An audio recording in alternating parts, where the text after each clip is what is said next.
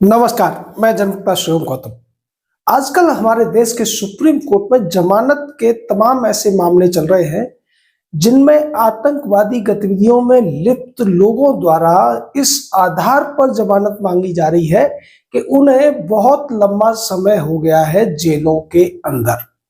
और इस आधार पर कई सारे लोगों को जमानत दी भी गई है। केजरीवाल को भी इसी आधार पर जमानत दी गई थी, उसके दूसरे साथियों को भी इसी आधार पर जमानत दी गई थी, जबकि वो भ्रष्टाचार के मामलों में लिप्त थे। दूसरी तरफ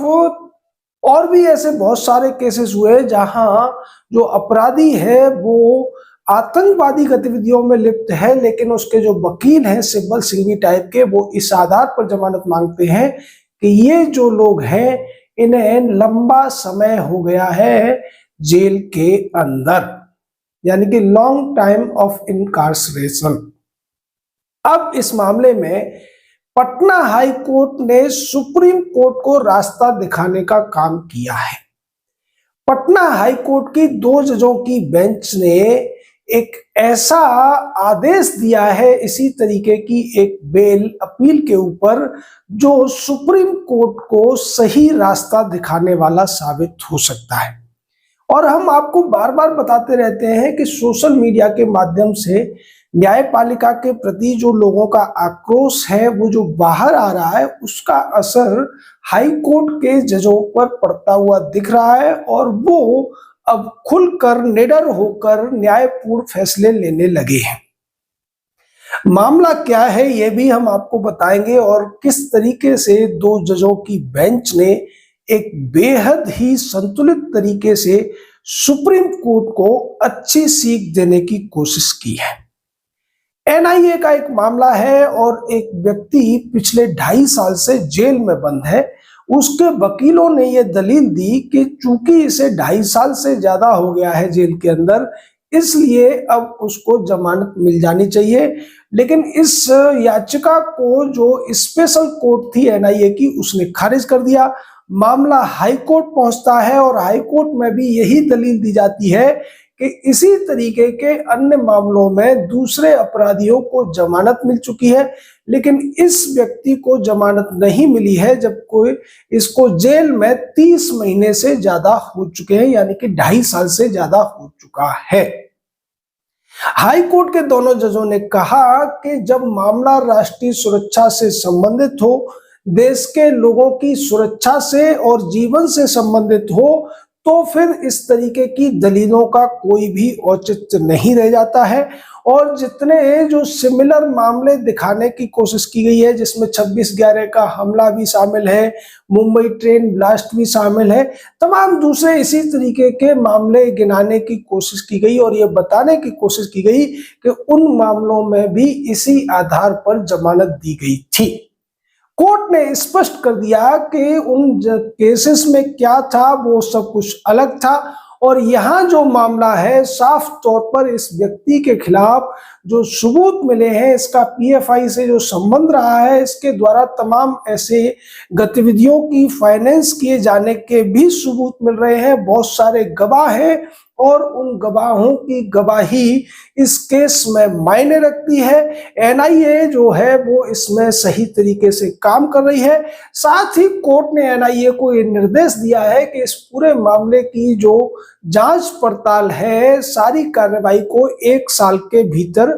पूरा कर लिया जाए। यानी कि अब इस आतंकवादी को कम से कम 1 साल तक तो जमानत नहीं मिलने वाली है इलाहाबाद हाईकोर्ट से, तो ये पक्का है। लेकिन अब फिर सवाल उठता है कि क्या इस तरीके के आतंकवादी गतिविधियों में लिप्त जो लोग हैं वो इतनी आसानी से इस मामले को छोड़ देंगे? बिल्कुल नहीं छोड़ेंगे। हो सकता है कि सिब्बल सिंघवी या इसी तरीके से जो दूसरे वकील हैं लिबरल सोच वाले, उनके माध्यम से ये व्यक्ति सुप्रीम कोर्ट भी पहुंच सकता है। लेकिन फिर सुप्रीम कोर्ट के पास जो पटना हाई कोर्ट का फैसला है, उस फैसले को पलटने के लिए कुछ मजबूत आधार ढूंढने पड़ेंगे। ये जो व्यक्ति था, अनवर रशीद नाम था इसका, और इसको पकड़ा गया था एनआईए के द्वारा यूएपीए की एक्ट के तहत। इसमें आईपीसी भी लगी है, यूएपीए भी लगा है। तो इस आधार पर ये व्यक्ति देश की सुरक्षा के लिए खतरा उत्पन्न हो रहा था। तमाम आतंकवादी लिटरेचर ये बांटने की कोशिश कर रहा था, लोगों के अंदर देश के खिलाफ लोगों को भड़काने की कोशिश कर रहा था और इसी वजह से इसको पकड़ा गया है। इन सारी चीजों को देखते हुए, तमाम जो गवाहों के बयान थे उनको देखते हुए, जो मटेरियल इसके पास से पकड़ा गया, जो कुछ भी सबूत सामने आए हैं, उसी के आधार पर पटना हाईकोर्ट के इन दोनों विद्वान जजों ने, राजीव रंजन प्रसाद और सौरेश्वर पांडे, इन दोनों ने इतना अच्छा फैसला लिया और साफ तौर पर ये संदेश दे दिया है सुप्रीम कोर्ट में बैठे हुए उन मिलॉर्ड्स को कि आप वकीलों के चेहरे देखकर इस तरीके से अपराधियों को जमानत नहीं दे सकते हैं। आपको सबसे पहले राष्ट्रीय सुरक्षा को ध्यान में रखना पड़ेगा। भारत के संविधान की जो शपथ आप लेते हैं उसको ध्यान में रखना पड़ेगा, क्योंकि हमारे देश के जो ज्यादातर कॉलेजियम वाले जज हैं वो हमेशा कहते रहते हैं कि व्यक्तिगत स्वतंत्रता और व्यक्तिगत गरिमा ही हमारे लिए सब कुछ है और व्यक्तिगत स्वतंत्रता को जिंदा रखने के लिए हम किसी भी हद तक जा सकते हैं। लेकिन ये भूल जाते हैं कि भारत के संविधान में जब मौलिक अधिकारों की बात की जाती है तो उसके साथ 3 कंडीशंस भी लगी रहती हैं और वो 3 कंडीशन है पब्लिक ऑर्डर, पब्लिक हेल्थ और मोरलिटी। अगर किसी आतंकवादी में लिप्त व्यक्ति को इस आधार पर जमानत देने की कोशिश की जाती है कि उसे लंबी अवधि हो गई है जेल के अंदर, तो ये किसी भी तौर पर राष्ट्रीय सुरक्षा और राष्ट्रीय एकता अखंडता के पक्ष में नहीं कहा जा सकता है, क्योंकि ऐसे लोगों को प्रिवेंटिव डिटेंशन में रखने का अधिकार एजेंसियों को होता है, क्योंकि ये लोग अगर बाहर आएंगे तो फिर से ये देश विरोधी गतिविधियों में शामिल हो जाएंगे, देश के खिलाफ साजिश करने में जुट जाएंगे और अगर ये खुद डायरेक्ट उस तरीके के कामों को अंजाम नहीं भी देते हैं तो भी इनके द्वारा बहुत सारे देश विरोधी कृत्य कराए जा सकते हैं। सुप्रीम कोर्ट में इसी तरीके का मामला अभी एक चल रहा है जिसमें उमर खालिद, शर्जील इमाम टाइप के लोगों के पक्ष में जो वकील खड़े हैं वो शिवबल सिंघवी, प्रशांत भूषण यही दलीलें दे रहे हैं कि आप कितने समय तक किसी व्यक्ति को बंद रख सकते हैं। लगभग यही दलीलें हैं, लगभग इसी तरीके का केस है, क्योंकि चाहे उमर खालिद हो या शर्जील इमाम हो, इन्होंने भी दिल्ली दंगे के में वही भूमिका निभाई थी जो इस अनवर रशीद की भूमिका निकलकर सामने आती हुई नजर आ रही है। तो फिर जो बेंच सुनवाई कर रही है खालिद उमर और शर्जील इमाम और भी गुलफिसा टाइप के जान कितने सारे उसमें 5-6 लोग हैं, उनको अब ध्यान रखना पड़ेगा, क्योंकि हमारे देश के जो हाई कोर्ट्स हैं और जो सुप्रीम कोर्ट है उनके जो जज होते हैं वो एक दूसरे के बॉस नहीं होते। हाई कोर्ट के जज की भी अपनी वैल्यू होती है, वो किसी भी तरीके से सुप्रीम कोर्ट के जजों के मातहत नहीं होते हैं और कई सारे हाई कोर्ट के ऐसे जज होते हैं जो सीनियरिटी लिस्ट में ऊपर होते हुए भी सुप्रीम कोर्ट नहीं पहुंच पाते हैं और उनसे जूनियर लोग सुप्रीम कोर्ट के जज बन जाते हैं। तो उस तरीके से भी ये जो जजों का फैसला आया है, इन फैसलों का भी सुप्रीम कोर्ट को सम्मान करना चाहिए और ये देखना चाहिए कि संविधान ने उनको क्या ड्यूटी दी है। उनका काम केवल बेल देना नहीं है और bail is right and jail is exception वाला जो सिद्धांत अपना रखा है सुप्रीम कोर्ट के ज्यादातर जजेस ने, अब उस सिद्धांत को उन्हें दोबारा से समझना पड़ेगा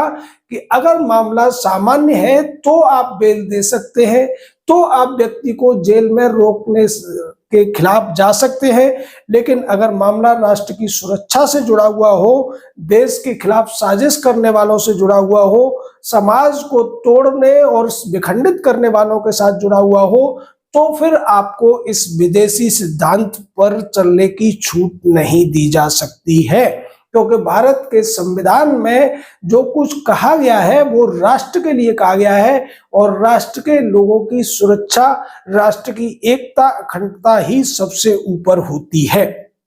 आप व्यक्तिगत स्वतंत्रता के नाम पर अगर किसी आतंकवादी को छोड़ने की कोशिश करते हैं तो फिर उससे देश की सेनाओं का मनोबल गिरता है, जो अर्धसैनिक बल है उनका मनोबल गिरता है, जो लोग देश के लिए अपनी जान हथेली पर लेकर खड़े हुए हैं उन लोगों को भी इससे बहुत बड़ा धक्का लगता है। क्या उनकी जान की कोई कीमत नहीं है? क्या उनकी व्यक्तिगत स्वतंत्रता का यहाँ सवाल पैदा नहीं होता है? एक आतंकवादी को पकड़ने में सैकड़ों जो सुरक्षा कर्मी हैं उनकी जान खतरे में होती है, क्योंकि उन्हें उस व्यक्ति को जिंदा पकड़ना होता है, जबकि आतंकवादी का एक ही लक्ष्य होता है कि किसी भी हालत में उसे लोगों को मारना है। तो वो कितना बड़ा रिस्क लेकर ऐसे अपराधियों को पकड़ते हैं, उनकी सुरक्षा में लगते हैं, उन्हें जिंदा जेल तक पहुंचाते हैं और फिर ऐसे अपराधियों को इस तरीके की दलीलों के आधार पर अगर कोई कोर्ट छोड़ देती है